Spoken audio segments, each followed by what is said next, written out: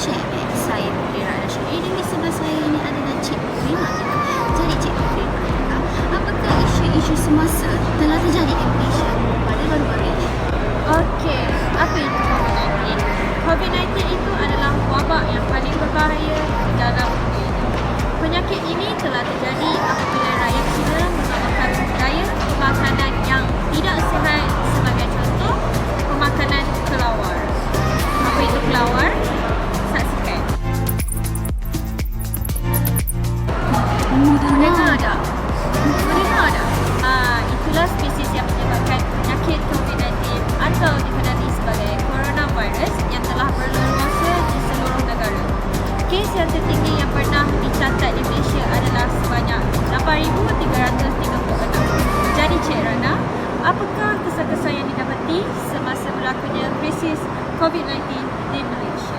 Jadi, kesan-kesan yang ketara dan diketahui oleh masyarakat adalah perubahan harga minyak mentah dunia, kejatuhan ekonomi dalam bidang bisnes, mengalami krisis kewangan sistematik antarabangsa yang besar dan buruk. Marilah kita dengar rakaman pendapat orang luar tentang kesan-kesan yang berkaitan dari pada musim Perintah Kawalan Pergerakan ataupun dipanggili sebagai PKP. Saksikan. Sekian berita Cik dari TV 143. Boleh Puan perkenalkan diri Puan?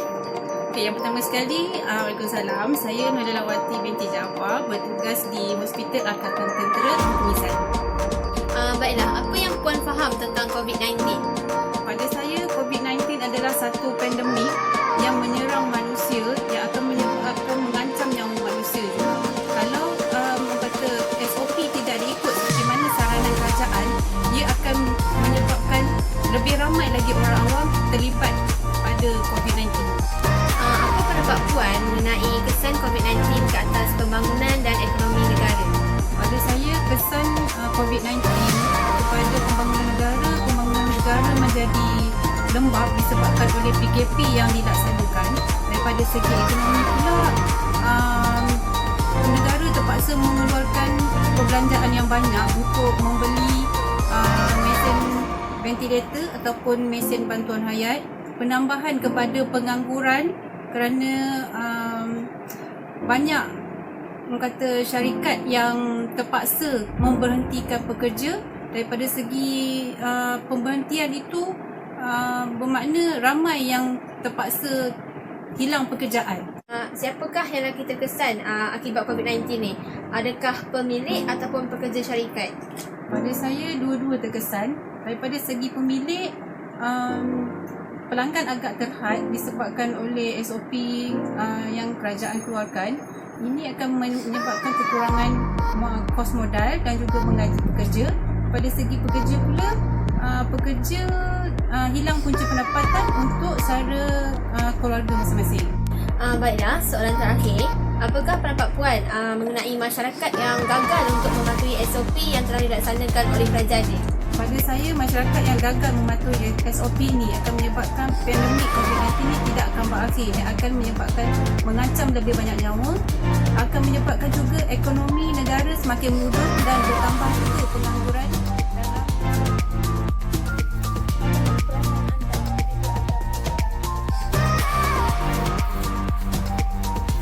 So firstly saya rasa sedih lah juga sebab PTT sebab dulu saya ingat saya nak struggle and saya nak score untuk PT3 tahun ni, tapi itulah tiba-tiba PT3 cancel and sekarang pula saya rasa macam happy pun ada sebab sebab macam dah tak payah study sangat even tahun perform ke apa, and tapi still lah kena study sebab still ada kaedah lain. Apakah impak yang anda alami sejak PKP berlangsung? Saya rasa saya jadi kurang bersosial. Bila orang chat pun saya jadi malas nak chat balik. Sebab tu saya dah rasa berjauhan dengan orang lain. And tu macam keburukannya kan. Yang baiknya saya dah pandai masak sikit-sikit. Saya dah pandai tolong mama masak. Boleh tolong hijau jalan.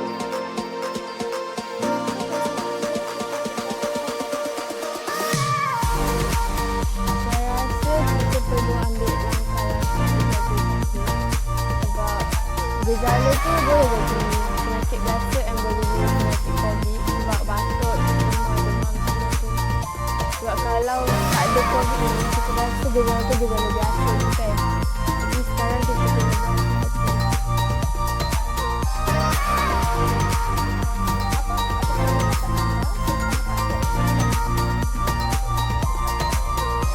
Saya rasa rakyat yang tak ikut peraturan tu kena dikenakan denda atau tindakan sebab benda ni untuk kebaikan semua orang juga and diorang patut ikut peraturan sebab kalau tak ikut risk untuk berjangkit tu tinggi.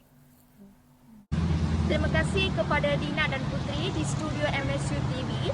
Baik, sekarang saya berada di kawasan Shah Alam. Dengan hari ini saya bersama dengan Puan Ros, peniaga pondok, akan berkongsi pengalaman dia semasa pandemik COVID-19 ini.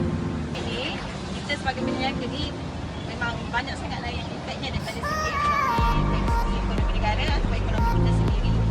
Okey, akibat COVID kita pun boleh tengok orang pun takut nak keluar. Okey, so kita punya macam pendapatan pun tak macam dulu lagi lah sebelum COVID. So kalau dulu orang keluar dengan bebas, tapi sekarang orang nak keluar pun kita pun terpaksa ikut SOP yang disarakan oleh pihak kerajaan. Jadi daripada segi masyarakat tu sekarang ni okey sikit lah daripada mula kita COVID tu.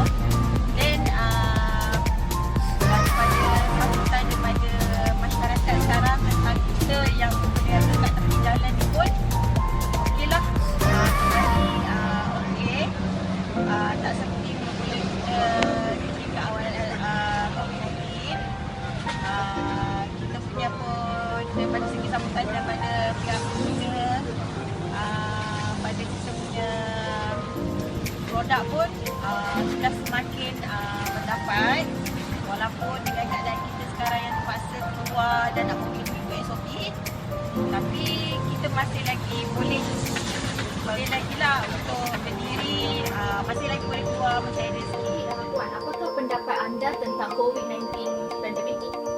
COVID-19 pandemik ni ramai juga menyusahkan rakyat buat masa sekarang ni, terutamanya golongan yang pergi ke kerja lah. Saya terpaksa pergi ke kerja menaiki angkutan bawah dan saya tidak tahu di mana ada virus ini. Mungkin saya akan menjadi seorang pembawa virus ini dan akan menyebabkan keluarga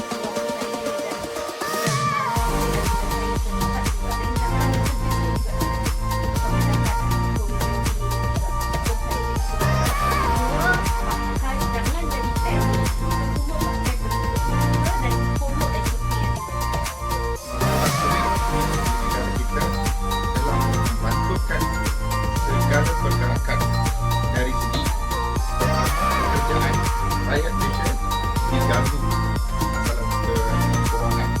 Kita tidak dapat pergi kerja, pada masa yang sama kita terpaksa mengikut kehendak kerajaan yang sedia membantu kita, yang menjaga kita untuk mengurangkan penglibatan kita dalam aktiviti luaran supaya kesihatan kita tidak diganggu oleh COVID. Pada masa yang sama, pelajar-pelajar kita, murid-murid sekolah tidak dapat melanjutkan pelajaran mereka dari bentuk mereka tidak dapat pergi ke sekolah. Ini semua untuk kebaikan kita, untuk menjaga kesihatan kita supaya kita tidak diserang penyakit yang berbahaya ini. Penyakit ini bukan seperti penyakit-penyakit lain yang merebak keterlaluan. Oleh itu, para pelajar, pelajaran mereka terberantut. Mereka tidak dapat menumpukan perhatian mereka dalam pelajaran. Para pekerja tidak dapat menumpukan perhatian dalam pekerjaan. Maka kita akan mengalami masalah kewangan. Walaupun kerajaan membantu kita mengurangkan beban kewangan kita, tapi masih ramai lagi tidak mendapat keperluan yang sepenuhnya. Hai, nama saya Divya dari MSU Shah Alam. Saya ingin bertanya beberapa soalan kepada anda. Tetapi, sebelum itu boleh anda perkenalkan diri anda? Nama Nama saya Aimi dan saya merupakan seorang part-time worker atau pekerja sambilan di Costa Coffee. Untuk soalan pertama, apakah anda faham tentang COVID-19? Mengikut kefahaman saya, COVID-19 ialah satu penyakit yang sekarang ini berleluasa bukan hanya di Malaysia, malah di seluruh pelosok dunia. Okey, untuk soalan kedua, bagaimanakah ia dapat memberi kesan terhadap pembangunan dan ekonomi di Malaysia? COVID-19 telah memberikan impak yang besar terhadap pembangunan dan ekonomi di Malaysia dari segi pekerjaan, kerana apabila COVID-19 ini muncul di negara kita, kita diberi arahan untuk menjalankan PKP ataupun lockdown, iaitu semua orang tidak boleh keluar langsung daripada rumah mereka, dan di situ kita dapat lihat ekonomi untuk bekerja terbantut.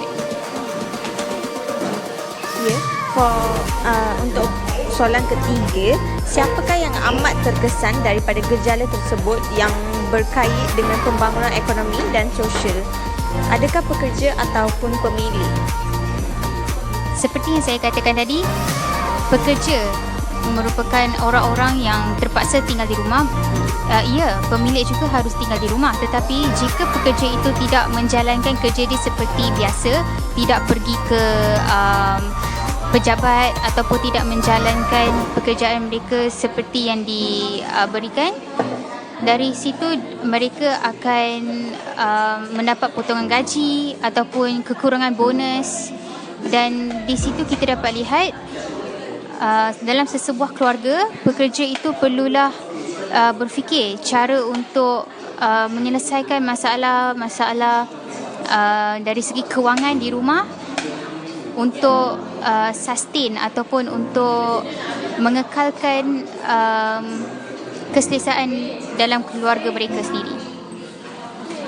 Ya, untuk soalan keempat yang last kali itu, apakah pendapat anda bagi masyarakat yang tidak mematuhi arahan yang dilaksanakan oleh pihak kerajaan?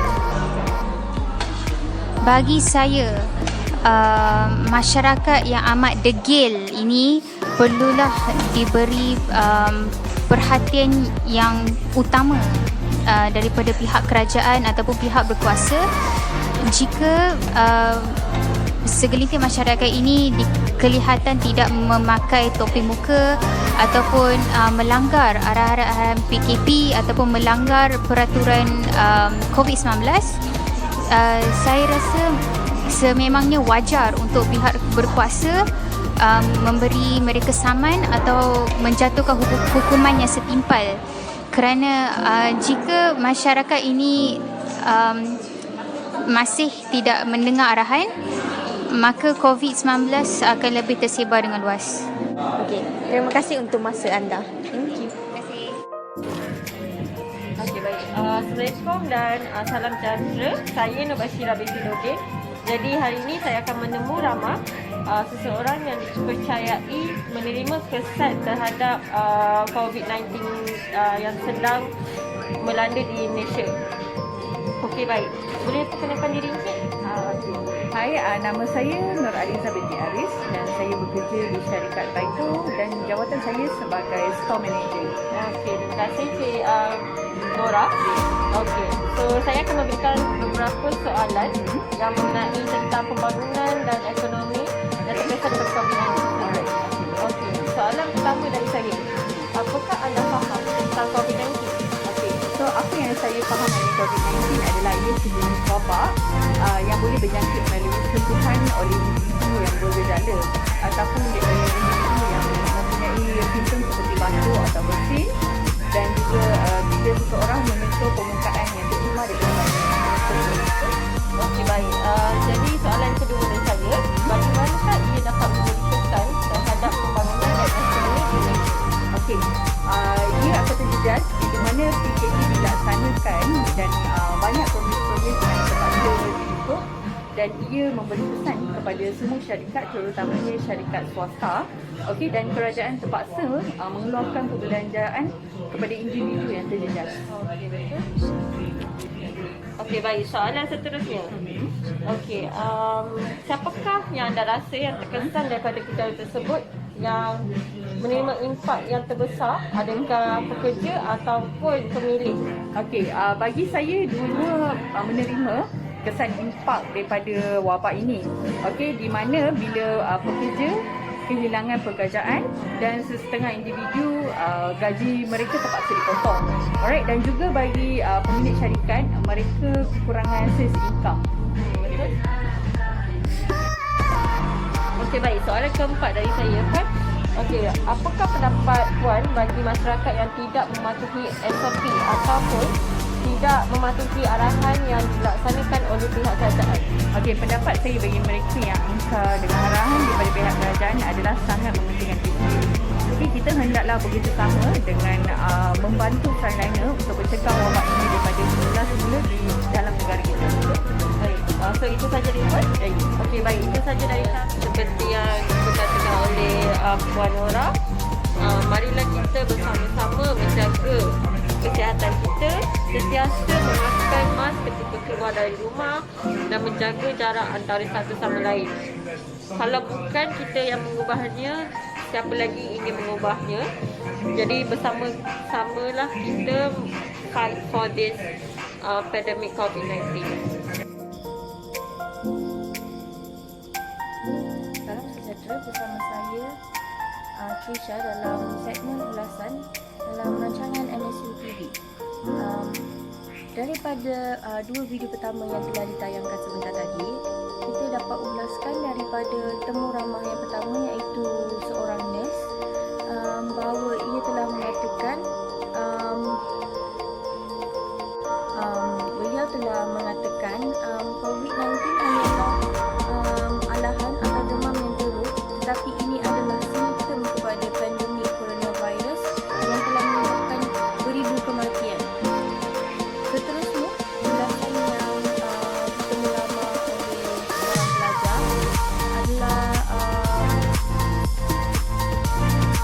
adalah seperti beliau telah mengatakan bahawa impak terhadap beliau adalah seperti beliau tidak dapat sekolah, beliau terpaksa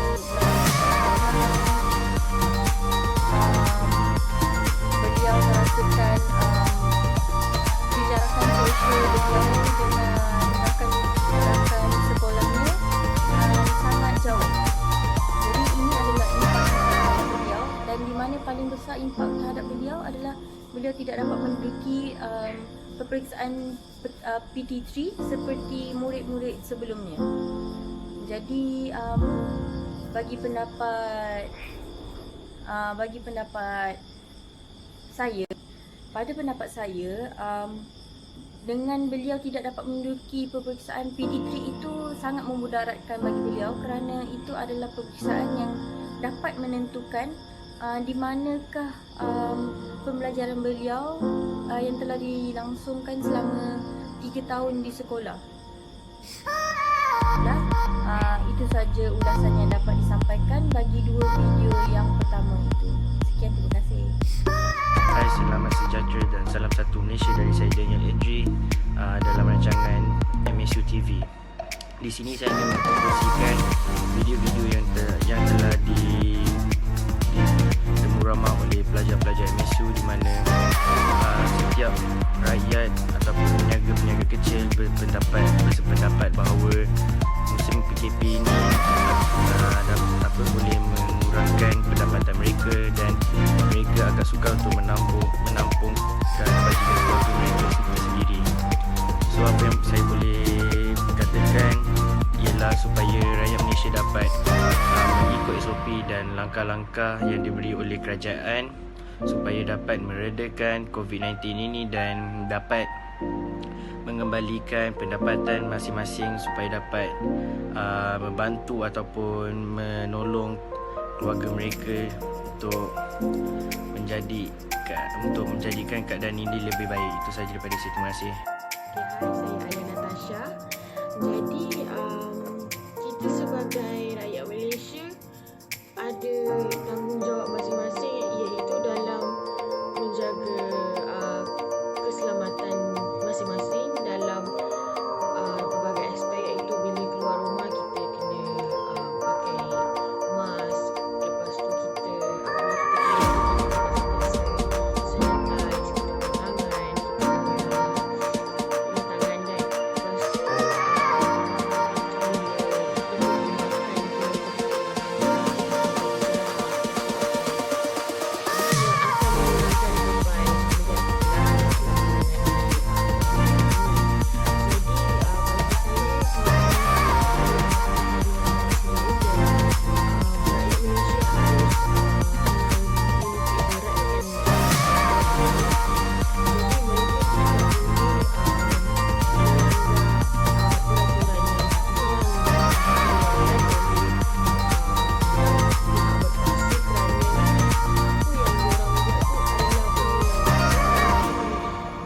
kita kena ikut sebab itu adalah untuk keselamatan rakyat Malaysia juga. So COVID-19 ni adalah benda yang bukan untuk main-main, jadi kita harus bersama-sama menangani COVID-19 untuk hidup dalam keadaan yang selamat. Itu sahaja daripada saya. Terima kasih.